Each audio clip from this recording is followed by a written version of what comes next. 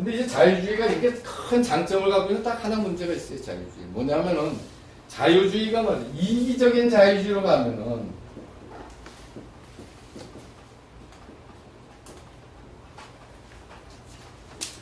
이기적으로 자유주의로 가면은 자기 파괴적이 돼. 왜? 인간이란 존재는 개체적이면서 관계적인 존재. 공동체 속에서 존재하는 거야, 인간은. 그 공동체는 세 가지 공동체가 있습니다. 하나는 사회 공동체, 또 하나는 역사 공동체, 또 하나는 자연 공동체. 인간은 남과의 관계 속에서 존재합니다. 내가 먹고 사는 건 내가 다 만들지 않습니다. 농사 짓는 농민이 있고 옷을 만드는 노동자가 있기 때문에 분업 속에서 삽니다. 그렇죠? 분업 속에 자기가 존재하는 거고요. 또 역사. 내가 오늘 하늘에서 떨어진 게 아니라 다 부모님들의 정성과 사랑이 모여서 여기 온 겁니다. 우리 과거 우리 선조들의 피와 땀이 오늘을 만든 거고 우리의 노력이 우리 후손들한테 가는 겁니다. 그래서 역사 의식이라는 게 중요합니다. 역사적 관계 속에서 존재합니다. 그래서 인간은 또 자연과의 끊임없는 햇빛이나 공기나 자연과의 생태적인 관계 없이 인간은 존재할 수 없습니다. 그래서 인간은 사회적 존재고 역사적 존재고 자연적 존재이기 때문에 이 세 개의 공동체를 소중히 하는 자유주의를 해야 됩니다.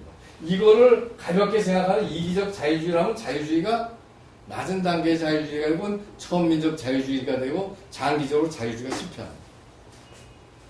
개인의 자유와 창의가 인류 발전의 동인이지만 그걸 최대한 우리가 키워야 되지만 스스로 사회적, 역사적, 공동체적, 자연적 공동체를 소중히 하는 그런 자유주의가 될 때. 근데 그거를 공동체를 소중히 하는 거를 강압적으로 해서는 안 됩니다. 강압적으로 하면은 전체주의가 될 위험이 있어. 전체주의. 강압적으로 하면. 그래서 이 공동체에 대한 배려와 감사와 관계를 자발적으로 할 수 있는 교육이라든가 설득이라든가 그래서 국민의 질이 높아져야지 공동체 자유주의를 할 수가 있는 거예요. 그런데 그래서 우리가 이제 요 바깥에 가면 알지만 한반도 선진화자는 이념이 공동체 자유주의입니다.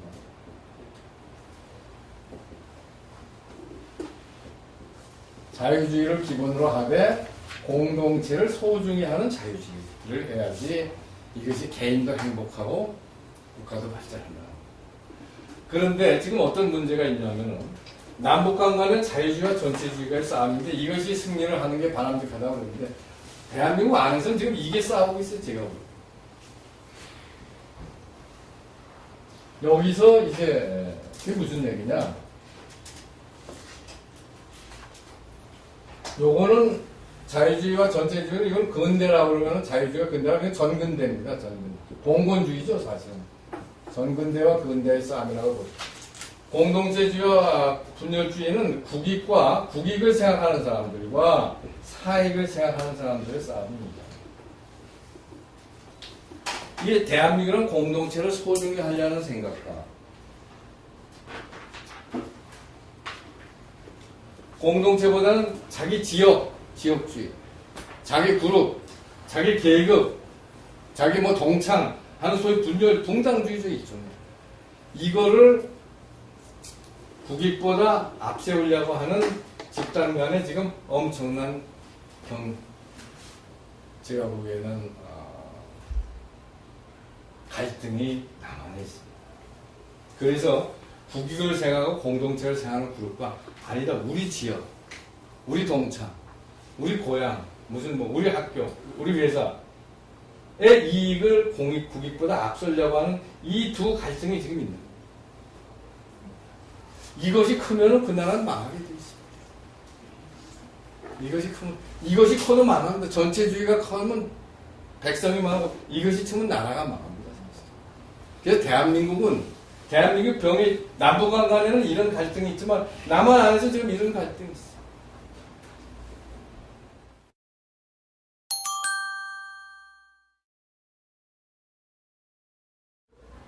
우리가 한반도 선진화재단이 주축이 돼서 국가전략이라는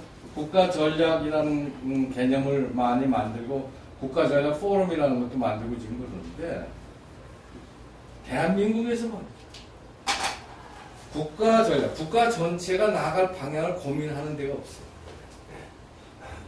새누리당은 새누리당의 전략을 갖고 있는데 새누리당이 국가에 어떤 전략을 갖고 있는지 모르겠어요. 민주당은 맞습니다. 당량은 있죠. 그러나 민주당이 대한민국을 어디로 끌고 가겠다는 꿈과 이상을 갖고 있는지 잘 모르겠다. 삼성이 어떻게 발전해야 된다고는 개별 전략은 있습니다. 우리나라에 개별 전략은 있어요. 개별 전략. 중요하죠. 삼성이 잘 되는 게 중요하죠. 그러나 삼성이 잘 되고 연세대학교가 잘 되고 다 중요하죠. 그런 개별 전략은 많은 사람들이 연구하고 토론하는데 대한민국 국가 전략을 고민하고 토론하는 데가 없어요. 대통령실도 5년 동안만 자기가 잘하면 됩니다. 장관은 자기 인도는 한 1년 정도 안에 자기가 큰 대박 없이 물러서는 거예요. 대한민국의 중장기 과제는 누가 푸는 거예요? 그래서 나는 이 공동체주의, 자신은 한반도 선진화 재단 같은 이 연구소가 이런 걸 생각하는 겁니다. 우리는 이거를 생각합니다. 기업연구소는 기업의 발전을 생각하고, 정부연구는 정권의 발전을 생각하는지 뭐도 대한민국 전체를 생각하는 이게 우리가 지금 약한 거지, 지금. 나라가 선진국이 된다면 국민의 다수가 이걸 중시하게 될 때, 이거보다 그 나라가 이제 성숙하고 선진국이 되고 민주주의가 성공하는데 민주주의를 설사 도입했다 하더라도 국민이 투표로 대표를 뽑는다고는 민주주의가 들어왔어도 이것이 승하면 그 민주주의 실패합니다. 근데 이것이 보통 어디하고 연결이 되면 포퓰리즘하고 연결이 됩니다. 인기영합주의하고 연결이 됩니다. 국민이 분열적인 욕을 합니다. 동당적인 욕을 합니다. 우리 지역 잘하게 해달라. 우리 계급 잘하게 해달라. 우리 노동자, 우리 무슨 직종 할 때 정치가들이 그래 그럼 그거부터 하자. 국가 이익을 지키지 않고 일례 가기 시작하면은 그게 소위 포퓰리즘이고 인기영합주의고 인기영합주의와 분열주의가 결합이 되면 그 나라가 망하는 겁니다. 대부분이 그래서 국가 이익에 기초한 의사결정이나 사익에 의한 의사결정이 반복적으로 나면은 문명이 망하게 되어 있습니다.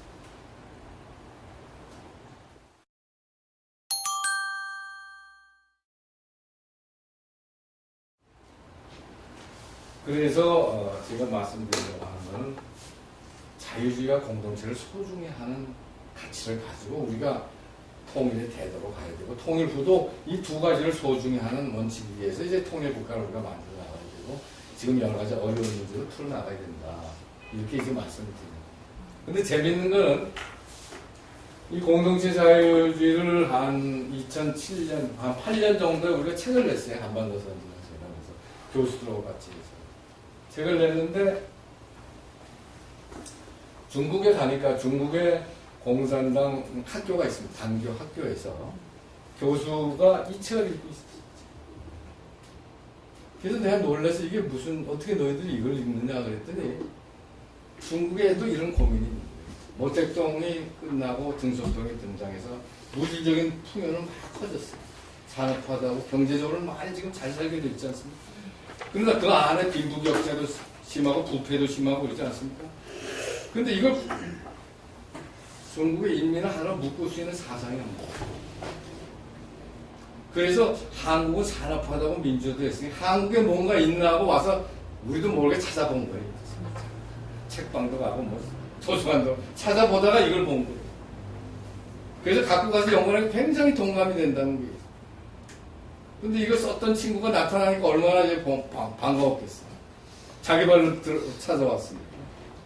그래서 우리하고 나중에 회의도 하고 그랬습니다만, 그래서 여기 불러다가, 국제 회의도 하고 그랬습니다만, 재미있는 거는, 그때의 친구가 이거 하고 이거를 자기들이 하고 하나 더 하겠다는 거예요. 뭐냐? 엘리트주의. 참, 이거 여러분, 공산당 중국의 엘리트주의를 지금 생각하고 있어요. 엘리트. 지도자가 있어야 되는 거예요. 지도자. 맞죠? 네. 지도자를 중요시 하는 겁니다. 지도자를. 이게 이제 유교적인 정치학하고도 관계가 됩니다만 지도자의 역할 이거를 여기다 하나 더 넣고 이제 같은 맥락이면 배경으로 해서 유교주의 같은 거를 좀 더 도입을 해서 이 공동체주의하고 이 자유주의라는 말을 쓰기를 굉장히 좀 꺼려 하던데 여하튼 그러나 기본적으로 실제는 저거 실체는 있으니까. 이렇게 해서 뭔가 새로운 걸 지금 고민하고 있습니다. 중국 공산당. 그러면서 새롭게 국민을 하나 모을 수 있는 사상이 뭐냐도 연구하고 거기에 걸맞는 정치 제도가 뭐냐. 그래서 공산당이 일장 지배를 하긴 하지만 안에다가 여러 가지 다양한 견해를 수렴할 수 있게 돼서 안에서 민주적으로 경쟁하게 해가지고 반드시 제2당, 3당이 없더라도 크게 성공할 수 있는 나라를 어떻게 만들 거냐 등등 고민하고 있습니다. 나 대한민국에서 이런 고민을 하는 데가 없어. 새누리당에서도 안 하고 민주당에서도 안 하고 좀 싸우느라고. 근데 싸우는 게 어떻게 대한민국의 미래를 어떻게 할 거냐를 갖고 싸우지 않고 딴 거 갖고 싸우다가 보니까 이제 이런 것이 없어지는 겁니다. 그래서 이 얘기를 제가 여러분들한테 하는데 결국은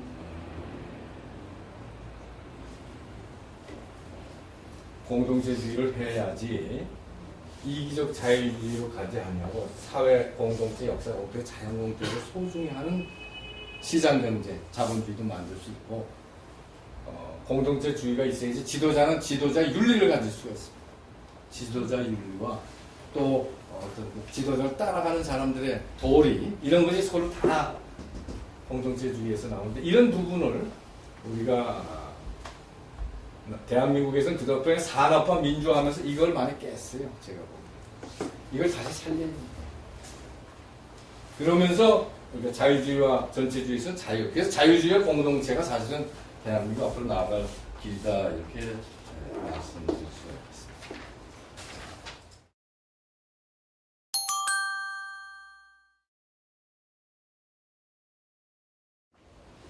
그래서 근데 그럼 우리가 이제 통일로 가려고 하는데 어떤 통일이냐 하는 걸 조금 말씀드릴게요. 어떤 통일이냐 하면은 우리는 이걸 선진화 통일이다 이렇게 얘기합니다. 우리가 얘기하려 우리가 이루려고 하는 선진화 통일이다. 그럼 선진화 통일이 뭐냐? 선진화 통일.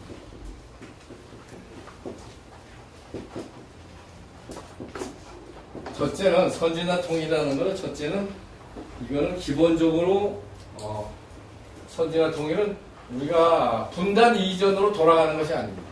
분단 이전으로 그러니까 재결합, 복고적인 재통일이 아니라 우리는 이걸 신통일이라고 그러는 것입니다.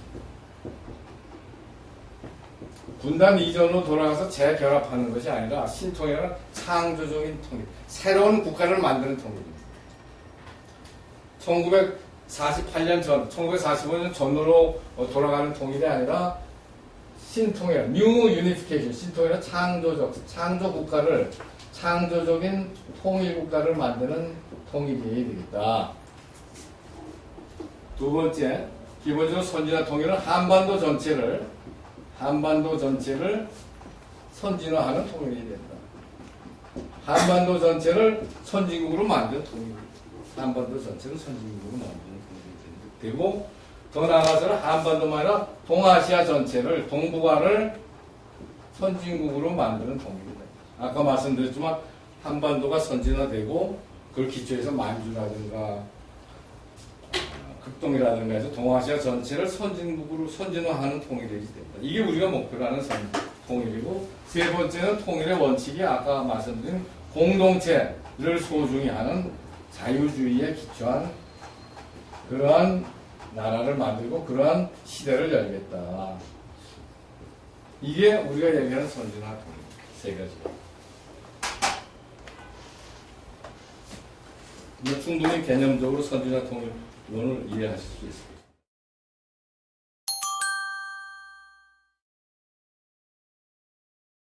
자, 그럼 이게 우리가 주장하는 선진화 통일인데 지금까지 여러 가지 통일 담론이 있습니다만 그 통일 담론을 우리가 한번 좀 평가를 해보겠습니다. 한국에서 대단히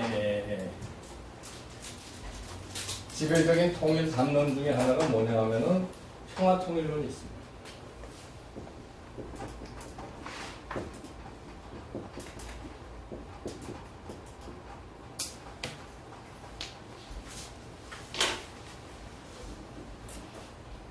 저 평화통일론을 우리는 이게 너무 당연한 얘기입니다. 사실 통일을 무력으로 하지 않고 가능한 평화적으로 하자는 건 그건 누구도 다 인정할 수 있는 이야기지요. 평화통일은. 또 그리고 우리는 헌법에도 어떻게 되냐면 우리는 자유민주주의 통일을 하되 평화적으로 한다고 헌법에 규정되어 있어요. 이건 아주 너무나 당연한 얘기지.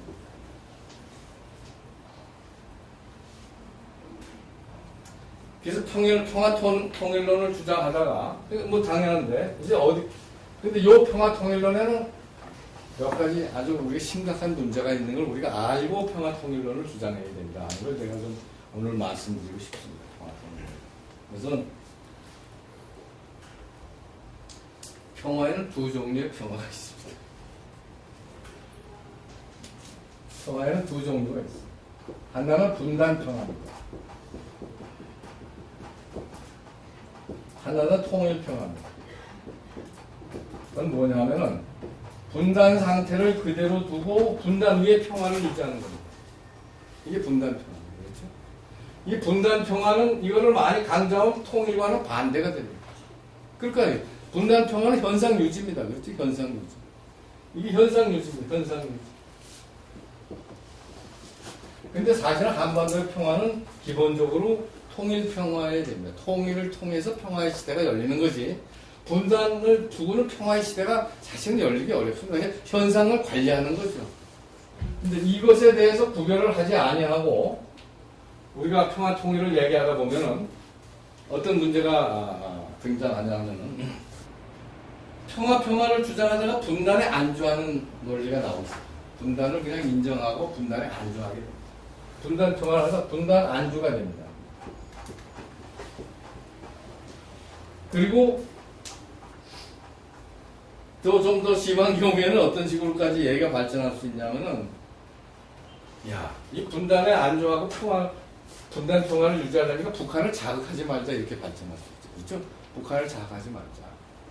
북한을 자극하면 이게 골치 아파지니까 북한을 자극하지 말자. 그리고 더 나아가서 북한을 자극하지 않은 것뿐만 아니라 북한이 요구하는 대로 좀 들어줘서 시끄럽지 않게 하자. 이렇게 나갑니다. 그렇죠? 그래야지 평화가 되는 거 아니냐? 이걸 구별하자. 그러지 평화를 위해서는 북한 자극하지 말고 평화를 위해서는 북한이 해주는 대로 좀 해주자. 이 주장이 옳으냐 그러냐. 그럼 그건 뭐가 되냐면은 결국은 반통일이 된다. 그래서 우리는 분단 평화도 중요합니다. 근데 분단 평화를 막는 거는, 분단 평화를 유지하는 거는 뭐예요? 우리가 북한의 말을 잘 들어주고 자극하지 않고 원조를 잘해서 분단 평화가 되는 게 아닙니다.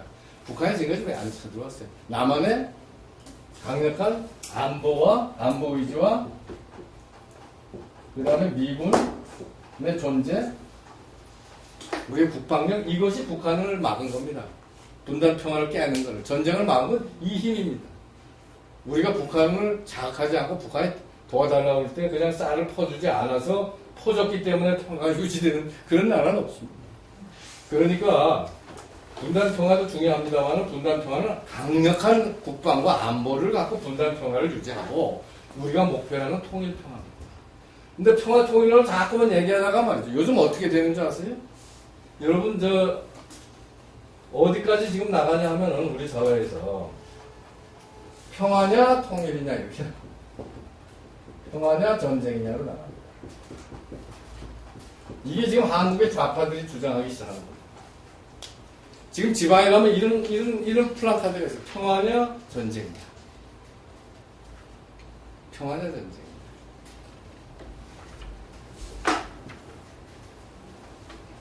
아니 근데 이게 일견 그렇다는 굉장히 나라를 국민을 오도하는 게 왜 그러냐면 지금까지 북한을 말이야. 북한을 뭐 하자는 대로 잘 도와주고 다 해줘가지고 북한이 그동안에 이제 김대중 대통령이나 특히 이제 노무현 대통령이 잘 해줘서 안정됐는데 이제 북한이 하자는 대로 안 해주고 그러다 보면은 북한에 화가 나니까 자꾸만 도발하게 되면 일리가 한답니다. 그러면 여러분 일리 가야 될 텐데 일리 가면 안 되지 않습니까? 하면은 결국 뭐가 되냐면 북한이 해주는 대로 좀 도와주자. 북한을 자극하지 말자. 더 심각해는 더 퍼주자. 로 가게 되는 겁니다. 그래서 이걸 여관이 더 퍼주자로 가고, 이제 이런 식의 구호로 한국의 이제 좌파 주장들이 나오고, 특히 통일진보당, 통합진보당인가는 내가 보니까 이게 아주 지방에 가니까 이거 붙여놓고 삽니다. 당연하죠, 그 친구들 입장에서. 그러나 이 평화는 분단 평화고, 이거를 막는 거는 강력한 안보를 막는 겁니다. 전쟁 원하는 사람 없어요. 그러나 우리는 어떻게 해서든 간에 이 통일 평화를 이루는 걸 우리 목표라고 통일을 어떻게 할 것이냐인데, 나중에 우리가 자세히 보겠습니다만은 북한을 지원하고 도와주는 걸 제가 반대하는 것이 아닙니다.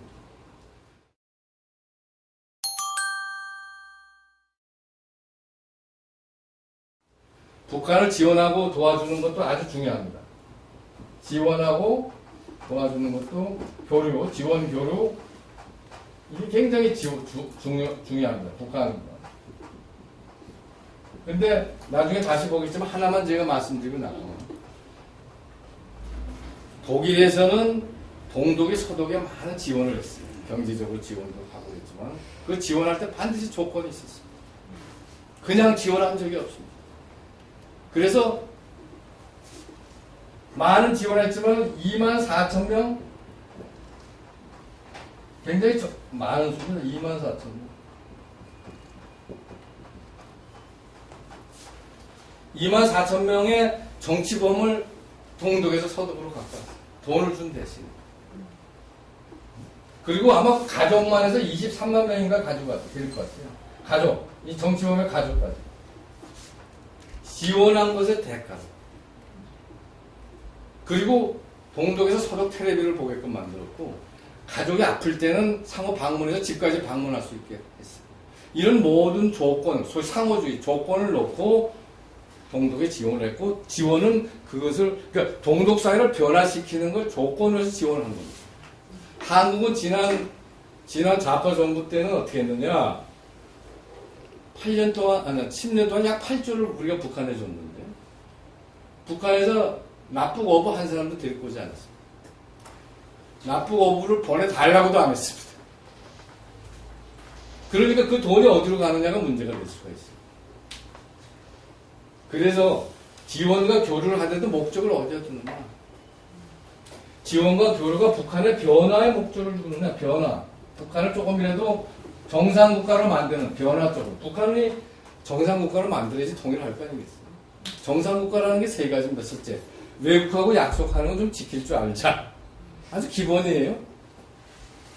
그 다음에 적어도 좀 개혁 개방을 해서 교류도 하고 외국하고, 아까 개항 얘기했는데, 해가지고 좀 백성들이 먹고 살게 하자.